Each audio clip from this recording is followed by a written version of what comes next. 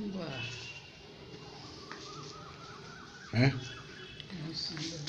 पूजा घर आपका हो गया सुंदर। सूख गया सब। तो जाइए ना। ये सब में क्या है इसमें? वो सब बिजली का सामान सब है। ठीक है ना। बहुत सुंदर है। देखिए वहाँ पर मार्बल लगा दिया। हाँ ठीक। ठीक है ना। हाँ हैं? हाँ मार्बल का टुकड़ा बना लगा दीजिए वहाँ पर, कुछ कुछ माँ रखेगी अपना। हैं? हाँ। और यहाँ पर भी ऐसा लंबाई से कोई फोटो वोटो रखना होगा। वो सब बना देगा सत्यनारायण, वो बड़ा ही बना देगा। अच्छा। जो जो कहिएगा ना वो बना देगा। वहाँ पर आप किनारे में अपना भगवान जी को रख दीजिएगा, बाबूजी को रख दीजिएगा, बाबूजी का भी अपना हाँ। उसी पर बाबूजी को रख दीजिएगा ऊपर में। हैं?